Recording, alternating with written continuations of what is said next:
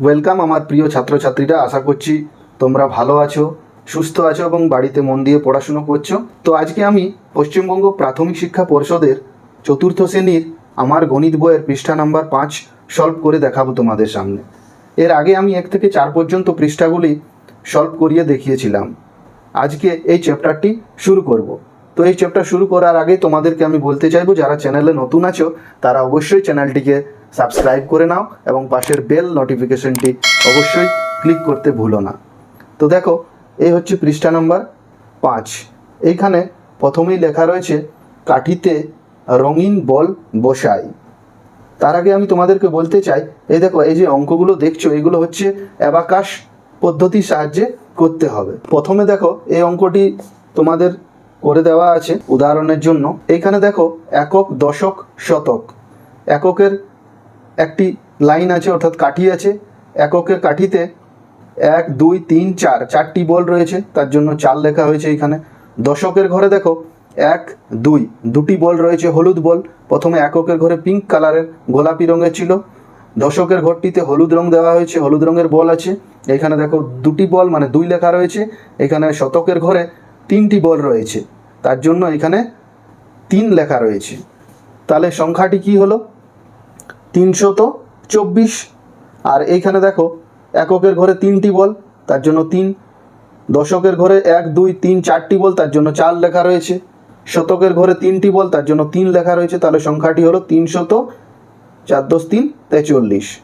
এইবার দেখো এইখানে লেস দেন লেখা রয়েছে।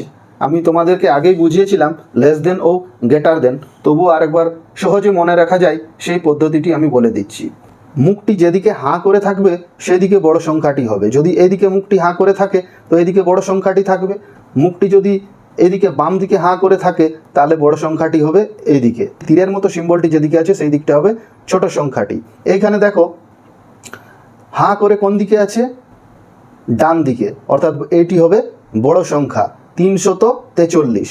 আর এইদিকে দেখো ছুচালো অংশটি বাম দিকে আছে, অর্থাৎ এইটি হবে ছোট সংখ্যা 324। তাহলে তোমরা এটা আর কিভাবে, কোনটি বড় কোনটি ছোট কিভাবে বুঝতে পারবে?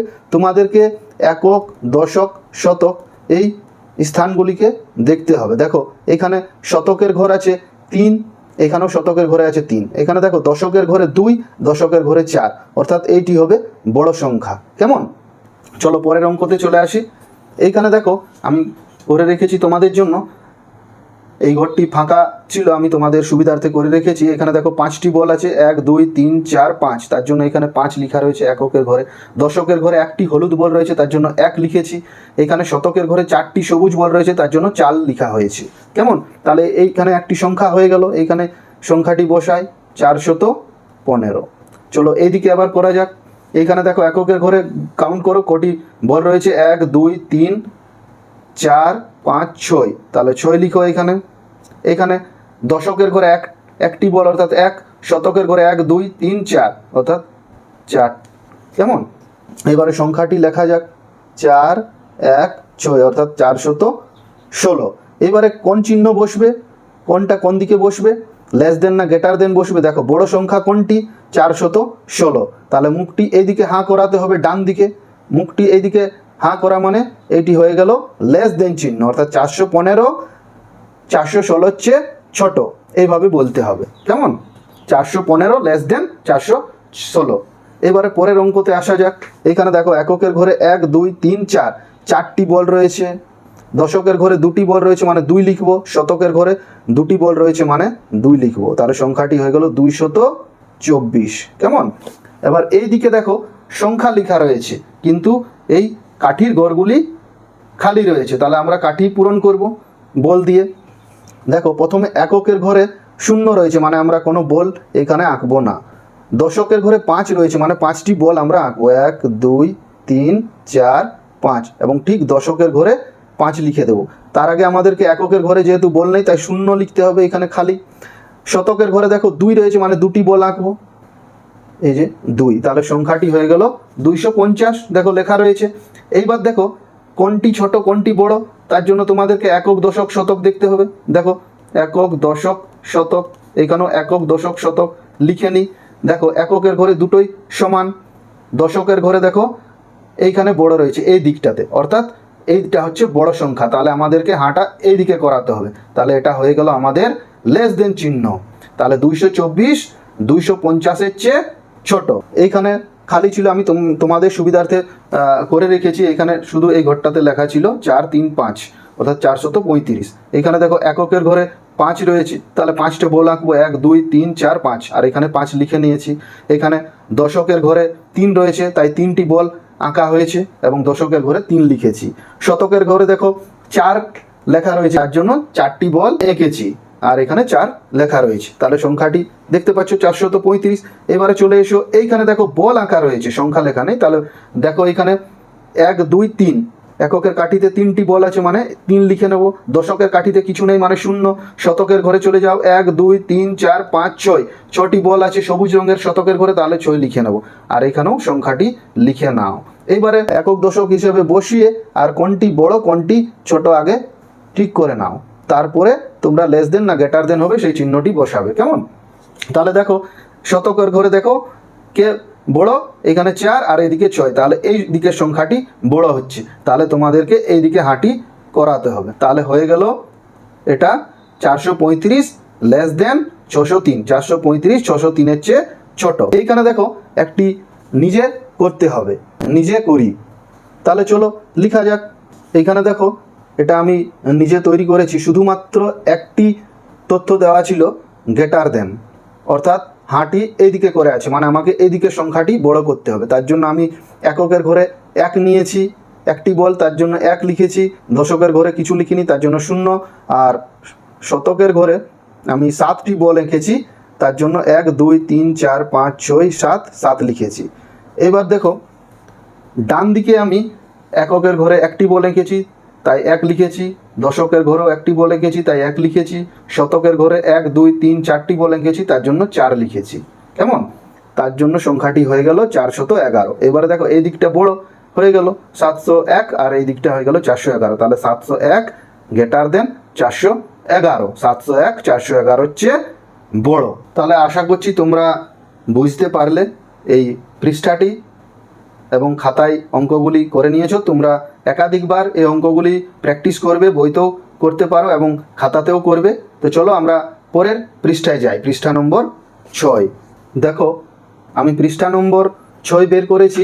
এখানে একটি ছবি রয়েছে, একজন দোকানদার বসে আছেন দোকানে এবং তার কিছু সোয়েটার, শাড়ি ও অন্যান্য জিনিস রাখা রয়েছে এবং দাম লেখা রয়েছে। এইখানে দেখো, এইখানে দাম লেখা রয়েছে, জিনিসের কত দাম আছে, এবং সঙ্গেই লেখা আছে 1 দর, অর্থাৎ ফিক্সড রেট। আমরা বাজারে গেলে দোকানে দেখবে অনেক দোকানে লেখা থাকে 1 দর বা 1 দাম, বা ইংরেজিতে লেখা থাকে ফিক্সড রেট, অর্থাৎ দোকানদার বলতে চাইছেন এখানে দামাদামি হবে না, মানে কম বেশি করা যাবে না। আমরা যখন দুর্গাপুজোতে নতুন জামা কাপড় কিনতে যাই তখন দোকানে দেখে থাকি, কি তোমরা যাও তো, সবাই যাও তোমরা পুজোতে কেনাকাটা করতে মা বাবার সাথে, তখন দেখবে দোকানে এই ধরনের জিনিস লেখা থাকে। তো দেখো এইখানে লেখা আছে সঠিক দাম বুঝি। রোহন বাবার সঙ্গে বাজার গেল, সেখানে সে দেখলো অনেক উলের জামা ও চাদর ঝুলছে। একটি উলের চাদরের 325 টাকা দাম লেখা আছে। এই যে দেখেছো, উলের সোয়েটারের দাম লেখা আছে 498 টাকা। প্রিয় ছাত্রছাত্রীরা, আমরা এই পৃষ্ঠার অঙ্ক করার আগে স্থানীয় মান ও প্রকৃত মান বুঝে নিই, তারপরে আমরা এই চ্যাপ্টারটা করব, তাহলে তোমাদের সুবিধা হবে, কেমন? গণসংখ্যার প্রকৃত মান কি? একটি সংখ্যা যে যে অঙ্ক দ্বারা গঠিত সেইগুলি হলো তাদের প্রকৃত মান। যেমন এইখানে 38 সংখ্যায় 8-এর প্রকৃত মান 8, এবং 3-এর প্রকৃত মান যদি বলি তাহলে 3, অর্থাৎ কোনো সংখ্যার প্রকৃত মান সেই সংখ্যাটি নিজেই। চলো জেনে নেওয়া যাক স্থানীয় মান। স্থানীয় মান হলো কোনো সংখ্যায় অবস্থিত একটি অঙ্ক তার অবস্থানের জন্য যে মান অর্জন করে তাকে তার স্থানীয় মান বলে। যেমন 612 সংখ্যায় 6-এর স্থানীয় মান 6 গুণিত 100 সমান 600, কারণ 6 শতকের ঘরে ছিল, অর্থাৎ 6 গুণিত 100 সমান 600।